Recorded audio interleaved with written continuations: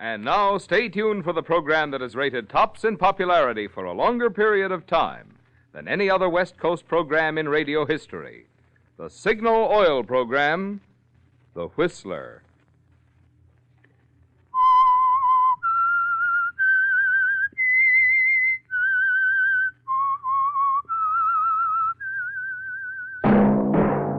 Signal, the famous Go Farther gasoline, invite you to sit back and enjoy another strange story by The Whistler.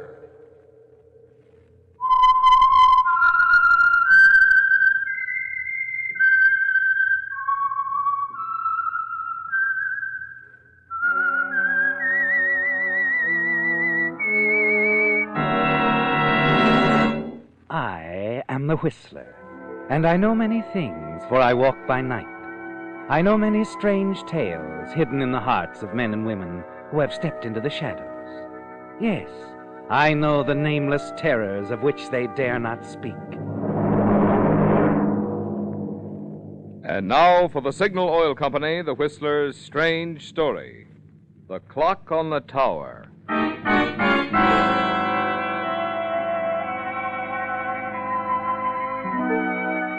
After a dismal breakfast, Joe Brill stood silently smoking a cigarette, staring through the narrow window of his prison cell at the big electric clock on the tower of the Mercantile Building a few blocks away. Joe had once believed that the pleasanter the circumstances, the more rapid the passage of time. But now he knew otherwise. The 8 weeks since he'd been tried, convicted, and sentenced to death for the murder of his wife, Martha, had passed with incredible speed. And as he watched the hands of the big tower clock, he could hear its ticking in his mind's ear, as clearly as though it were inches away. 20 hours of life. That's all that's left, Joe. Just 20 short hours. For unless a miracle happens, you'll enter the gas chamber at 4 o'clock tomorrow morning. As you continue to stare in hypnotic fascination at the clock, the sound of footsteps in the prison corridor causes you to turn quickly around. Your attorney here to see you, Joe. Oh, hello, Eddie. Good morning, Joe. Well, while I'm here, Joe, I wonder if you've decided what you want for dinner tonight. No, I haven't thought about it. I'll let you know. Okay, and remember, the sky's the limit tonight. Yeah, I'll remember. I won't be long, guard. Take as long as you want, Mr. Morris. Our boy gets anything he wants today. All right, I'll call you in about 45 minutes, okay? That'll be fine. Well, anything new, Eddie? Yep. Good? I think so. First of all, I just spoke with the governor on the telephone. You got a stay of execution. No, wait. No, not quite that good, Joe. But he did promise to stand by his phone until midnight in case I come up with anything new today, and it looks like I will. What? Here, take a look at this wire. Let's see. Acapulco, Mexico. A found restaurant owner insists your missing suspect, Fred Barnes, is in Acapulco. Dines there frequently. Hope to verify by noon today, Franklin. Right, and Franklin's the best investigator in the business. Yeah, but his wire about somebody seeing Barnes in Acapulco won't do us any good. Barnes been reported seen in a lot of places. Doesn't mean a thing. It does this time, fella. Even if Franklin doesn't come up with Barnes, the governor says that this Acapulco restaurant man is a respectable citizen with an honest reputation. He'll grant a stay of execution. You mean even if they don't find Barnes? Right. And if the governor grants you a stay, I'll guarantee I'll get you a new trial. Even if the stay's only for a few weeks. A new trial's all we need, Joe. The next time we'll win. Now we're getting somewhere, Eddie. Sure we are. I told you to keep your chin up. But you know, it just doesn't seem to make sense to me. Barnes not having shown up. He can read. The story's been in every paper in the United States. It wasn't in the paper until the day after Martha was killed. By that time, Barnes could have been somewhere in the mountains of Mexico. In fact, he probably was. Yeah. Well, you're positive he can clear you if we locate him? Well, sure I'm positive. Barnes knows I'd gone back to work when Martha was killed. He was in front of the house when I left. He saw her throw me a kiss. Okay. I just wanted to be sure. You know, Joe, I've always had sort of a feeling that Barnes never left town. I think he's still here. You're way off, Eddie. Everybody, including his boss, knew he was leaving for Mexico that day. Yeah, I guess you're right at that. Oh, here, I brought you the morning papers. Thanks. I guess I'm front page again, huh? Well, I haven't had time to look. And don't you spend too much time looking either, Joe. I brought along the transcript of your trial, too. Trial transcript? Why? I want you to study every line of it between now and this evening. I'll be back around 6. Read every word of that thing.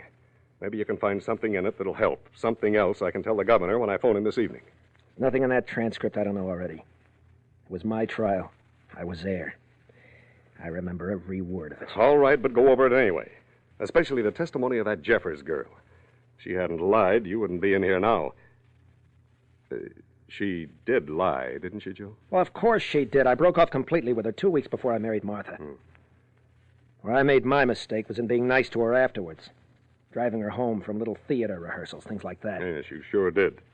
I knew she'd never gotten over my falling for Martha, but I didn't think she hated me enough to deliberately lie. To send me to the gas chamber. You know I was in love with my wife. Don't you, Eddie? Yeah, I guess I do. All right, now go over that testimony carefully. I've got a hunch this is going to be the biggest day in our lives.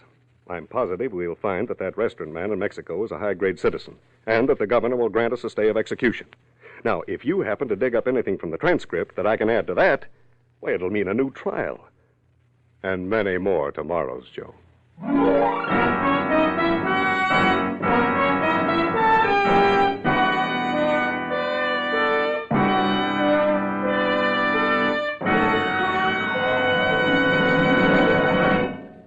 Can you imagine two friends going around together for months or even years, yet never getting to fully know each other? Well, I'll bet that's the case with a lot of you listening to me right now. And the very good friend I'm talking about is your car. That's right. The chances are you don't fully know the performance your car is capable of. That is, unless you've treated your car to at least one tankful of Signal Ethyl, the premium quality of Signal's famous Go Farther gasoline. You see, Signal Ethyl is scientifically engineered to bring out the best in any car.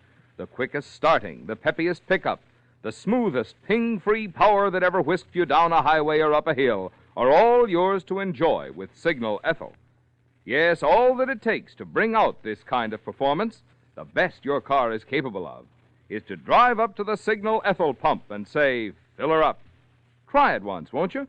Then see if you don't discover all sorts of new reasons to be proud when the three of you go out together. You, your car, and Signal Ethyl.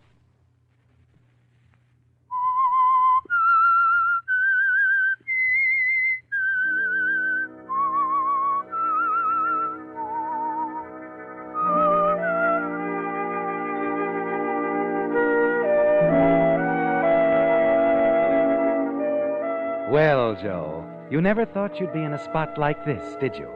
In a prison cell, less than 20 hours away from execution in the gas chamber.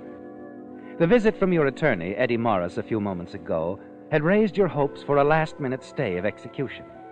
But now that he's gone, your spirits ebb. Force of habit draws your gaze to your cell window and the tower clock in the distance. Again, you seem to hear it relentlessly ticking away the hours remaining before your unsought rendezvous with death. Abruptly, you turn around, open the newspaper Eddie had left you. A headlined column on page 1 reviews your whole story. Convicted wife slayer due to enter gas chamber.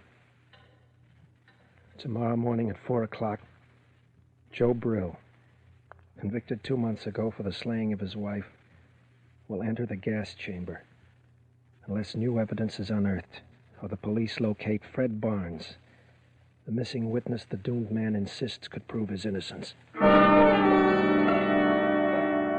Yes, Joe, you're in a tough spot.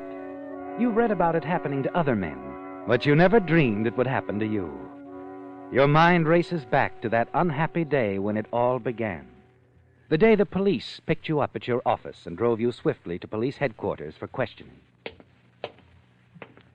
Why did you come home at 11 o'clock this morning, Brill? Because I forgot some papers. You never went home at that time of day on a business day before. I never did you? had any reason to. It's quite a coincidence. The only business day in a year, when you return home from the office, your wife is murdered. But I didn't do it. Then the minute you got into the house, you had a quarrel with her, didn't you? No. It was over your girlfriend, wasn't it? I didn't have any girlfriend. That's not what Corinne Jeffers says.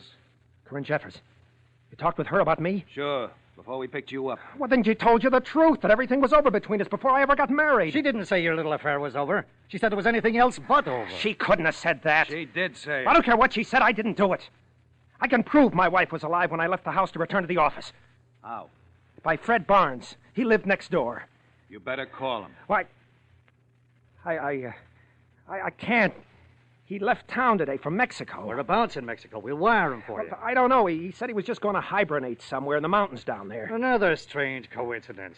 The only guy who could have testified for you is somewhere in Mexico. Nobody knows where. But Barnes did go to Mexico. Sure, he went to Mexico. His landlady told us that. She also told us he left 3 hours before your wife was killed.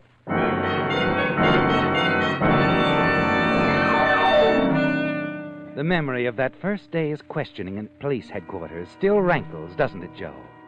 Even before they saw you, it was obvious the police were convinced you were the killer and would spend far greater effort in proving it than searching for another suspect. You toss the newspaper aside. The time is short. You realize you must do something. You turn to the transcript of the trial in the vague hope you'll find something helpful there. You skip lightly over the original indictment proceedings, scan the testimony of the opening witnesses against you. In the brilliant hands of the district attorney, even the simplest of truths was turned against you. Your every move, however innocent, seemed to stem from a sinister motive. Even the young bride, Mrs. Nancy Walters, your next-door neighbor, was like putty in the hands of the clever prosecutor. You are Mrs. Walters? Yes, sir. You discovered the body of the defendant's late wife the day she was killed, didn't you? Yes, sir. What were the circumstances? Well, you see, I live next door, and I'd just gotten home from my mother's. I went over to borrow some coffee from Mrs. Brill. The side door was open, and I walked in and found her on the floor in the front room, dead. Tell me, Mrs. Walters, was the defendant Joseph Brill aware that you were going to be absent from home that morning? Yes, sir. At least I think so. Your Honor, I object. Objection sustained. Just answer the question, please. Mrs. Brill knew. I'd told her. You used to visit with Mrs. Brill? She used to visit us quite often, 3 or 4 evenings a week. Mr. Brill was out so much. Your Honor, I object to that statement. It's irrelevant. If the court please, the witness's statement is quite relevant. The state contends this defendant killed his wife because of his love for another woman. The testimony of this witness proves he spent many of his evenings away from home. Later on, we will prove where he spent them. Objection overruled. Counsel may continue. No further questions.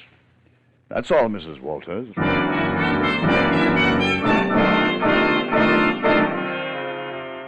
That's the way the whole trial went, didn't it, Joe? Everything your neighbors said seemed to point directly to your guilt. Now, Mrs. Briggs, you've testified you were also a next-door neighbor of the defendant. And you further testified that the defendant was aware you were going to be absent from your home on the morning his wife was killed. You've also heard Mrs. Walters testify that she was absent from her home that morning. Oh, yes, sir. Then it would have been possible for the defendant to have sneaked home, killed his wife, and returned to work without being seen, wouldn't it? Your Honor, I object. Objection sustained. The district attorney is well aware that his question was improper. I must warn counsel that I any further apologize, Your Honor. I withdraw the question. Proceed. Yes, Your Honor. Now, Mrs. Briggs, for several months prior to the murder, you had a boarder, a young man named Fred Barnes, did you not? Yes, sir. He left your home to go to Mexico the morning of the murder. Is that right? That's correct, sir. Now, Mrs. Briggs, a little while ago, you heard a police officer testify that the defendant swore to the police that Mr. Barnes was standing in front of your home at a few minutes after 11 on the morning Mrs. Brill was killed. Yes, sir, I did. And you know that the defendant further claims that Mr. Barnes saw that the defendant's wife was alive at the time? Yes, sir. Do you know what time Mr. Barnes left for Mexico the morning Mrs. Brill was murdered? Oh, I do, sir. It was about 7:15 when the taxi arrived to take him to the bus station. And you actually saw Mr. Barnes drive off at 7:15. The same morning Mrs. Brill was murdered at a little after 11. Yes, sir. He waved goodbye to me. Then it would have been impossible for Mr. Barnes to have seen Mrs. Brill alive or otherwise at 11, wouldn't it? Oh, yes, sir. Your Honor, please, I object on the grounds that the question calls for a conclusion by the witness. All she knows is that Mr. Barnes said he was going to Mexico and entered a taxi. Objection sustained. No further questions.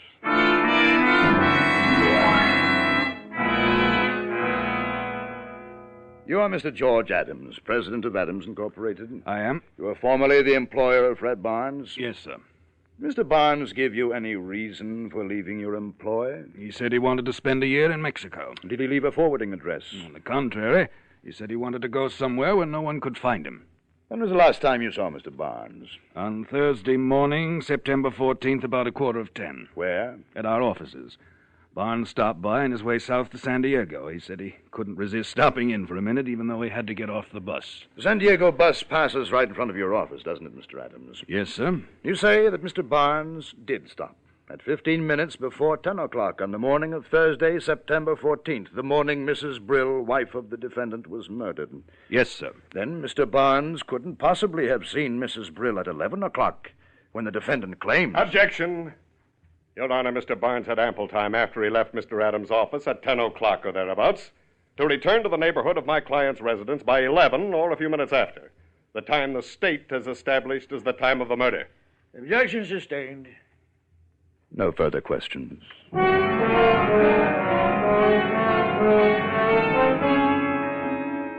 Now, Miss Jeffers, I know this is a painful subject, but were you and the defendant, Joe Brill, in love? I was in love with him. Wasn't he in love with you? Well, he said he was. How long had this romantic feeling existed between you? Oh, off and on since we were in high school. You broke off with him when he married, of course. Oh, yes, sir. And how did it happen to resume your association with the defendant after his marriage? We were both members of a neighborhood little theater group. He used to drive me home after rehearsals. Sometimes we'd drop in some little place for a sandwich or something, and... Well, you know how those things are. Yes, I see. The defendant was seeing you regularly up to a week or so before his wife was found murdered. Yes. When was the last time you saw the defendant? About a week before his wife was killed. Can you recall the date? Oh, yes, sir, I can. It was Wednesday, September 6th. What did you do that evening? We just drove around, stopped at the beach for a while, and dropped into a cute little Hawaiian spot. He drove me home early, around 11:30. Did the defendant tell you that evening that everything was over between you? Hardly. What did he tell you? Well, just that... Go on, Miss Jeffers. He said he thought he'd soon be free. To marry you? That's what he said. Thank you, Miss Jeffers. That's all.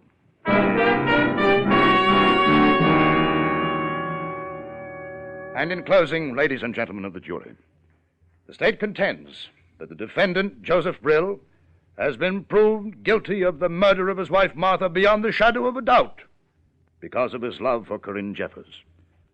We contend further that the defendant deliberately chose the time for the murder because he knew his next-door neighbors were absent, and because he further knew that Fred Barnes, the man he claims could establish his innocence, was leaving that same day for parts unknown.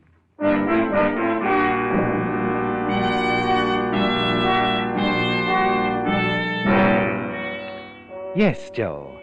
The district attorney made a brilliant summation. But it was Corinne Jeffers' testimony that was the telling blow, wasn't it?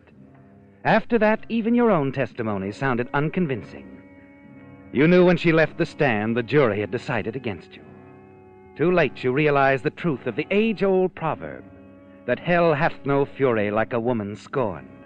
For such was Corinne Jeffers' jealous hatred of you that she deliberately lied, committed perjury, to help send you to the gas chamber. Suddenly you see it. The answer to your hope for a reprieve, a new trial. You can prove Corinne Jeffers lied on the stand. You rush to your cell door. Guard! Wilson! Wilson! What's on your mind, Joel? Get my attorney, Eddie Morris, on the phone. Tell him to hurry over here. Tell him I found what he's looking for. You bet I will, Joe. You sure? Sure, I'm sure. Tell him to hurry.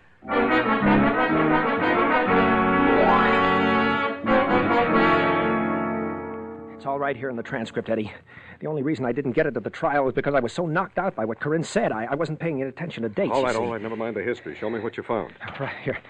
Right there, Eddie. You see? Yeah? She swore I was out with her the night of September the 6th, drove her around, stopped at the beach. Yes, I know all that. How can you prove she lied? Our little theater group had our dress rehearsal on September the 5th. Yeah. Corinne had the lead. Her costumes didn't fit. She phoned her dressmaker. She'd be over the next night. That was September the 6th. That's the night she testified she was with me. She couldn't have been with me. Are you sure she went there? She must have. The next night, the night of the show, her costumes fitted perfectly.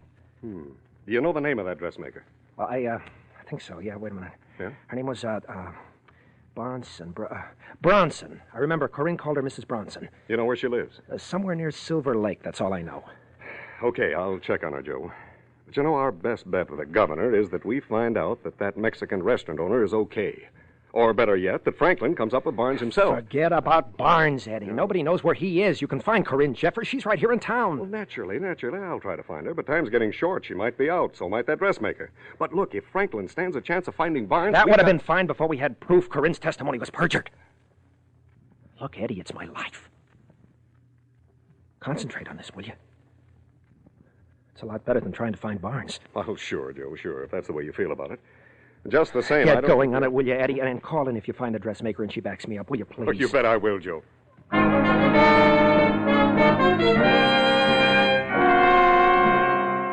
After Eddie leaves, you pace your cell. Try to interest yourself in the newspapers. Finally, light a cigarette, sink down in your cot, and stare through the windows at the big clock.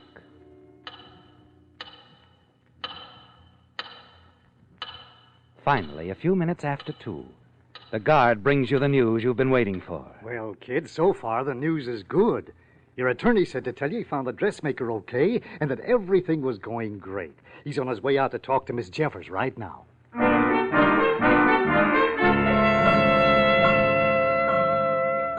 The next few hours seem like years as you wait for further word from your attorney. Finally, the lights in the cell block go on, and again you stare out the window at the big clock, its face now brilliant with electrical illumination.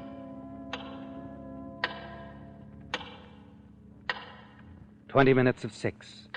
Time is getting more precious with each passing minute, isn't it, Joe? You should have heard from Eddie by now. You begin to wonder if anything could have gone wrong.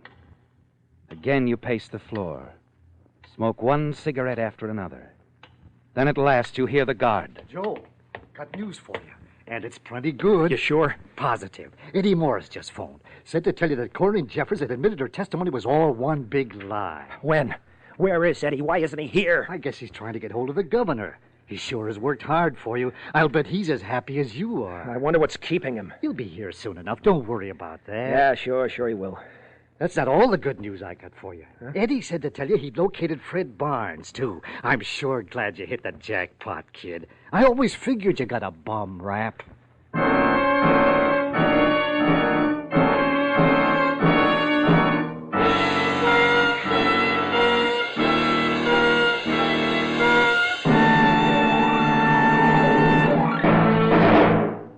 Remember that old story, for want of a horseshoe nail, a battle was lost?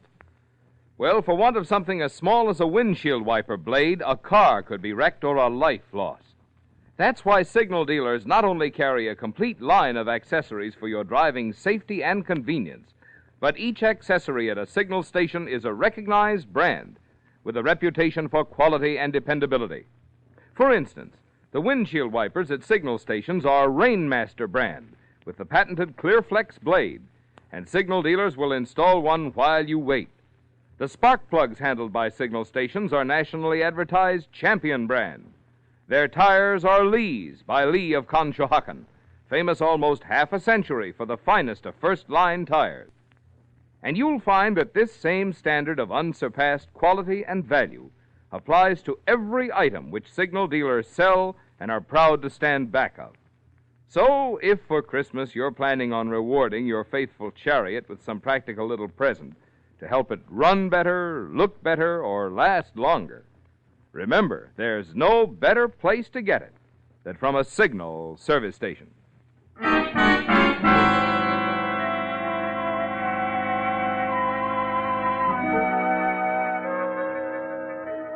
The guard's message left you numb, didn't it, Joe? After all the weeks of waiting, you suddenly learn that Corinne Jeffers, the girl you'd broken off with after you became engaged to your late wife, has admitted that her testimony against you, testimony that had been the deciding factor in swaying the jury's verdict against you, was false. Just a matter of hours before your scheduled execution in the gas chamber, you wonder if Eddie has phoned the governor, whether your stay of execution, the first step toward the new trial, has already been granted. Once again, your eyes wander to the big tower clock. 5 minutes pass. 10, 20, before Eddie finally arrives.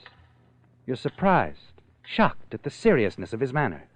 Hello, Joe. I thought you'd never get here, Eddie. The guard said Corinne Jeffords admitted she lied. She did. Would you call the governor? Not yet. But it's after 6, Eddie. We've still plenty of time. I wanted to see you before I phoned the governor, Joe.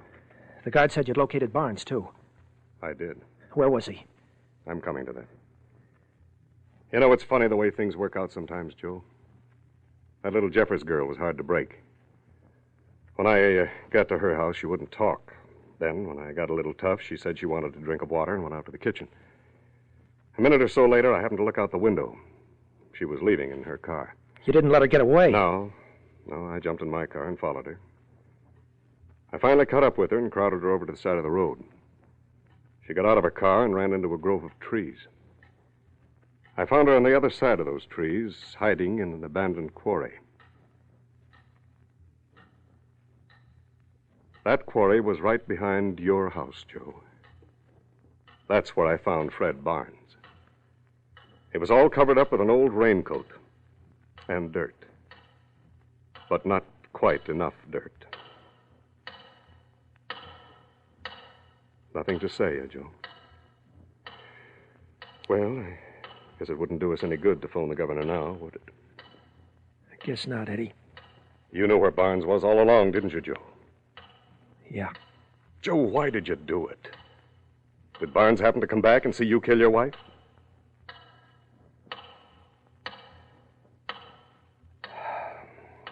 Well, it's almost time to order that last big dinner, Joe. Would you like to tell me about it first? Might as well, Eddie. When I returned home from the office unexpectedly that last morning, Barnes was there, too. Then he did come back. Yes, he did. When I opened the front door, I saw him in the living room with Martha. She was in his arms. They were planning to go to Mexico. Together.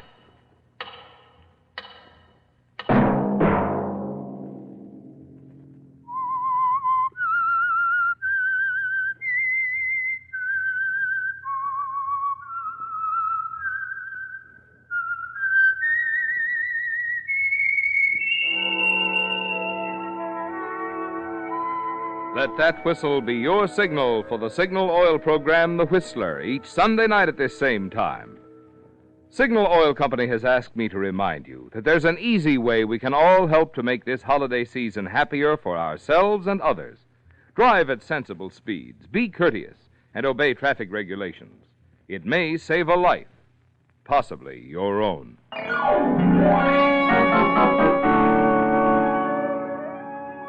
Featured in tonight's story were Bill Foreman, David Ellis, Bill Boucher, and John Daner. The Whistler was produced and directed by George W. Allen, with story by Ed Bloodworth, music by Wilbur Hatch, and was transmitted to our troops overseas by the Armed Forces Radio Service. The Whistler is entirely fictional, and all characters portrayed on The Whistler are also fictional. Any similarity of names or resemblance to persons living or dead is purely coincidental. Remember at this same time next Sunday, another strange tale by The Whistler. Marvin Miller speaking for the Signal Oil Company. Stay tuned for Our Miss Brooks, starring Eve Arden, which follows immediately over most of these stations. This is CBS, the Columbia Broadcasting System.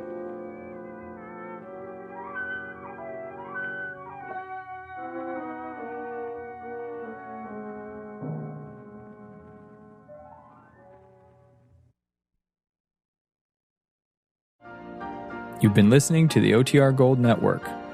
Find more classic radio at otrgold.com.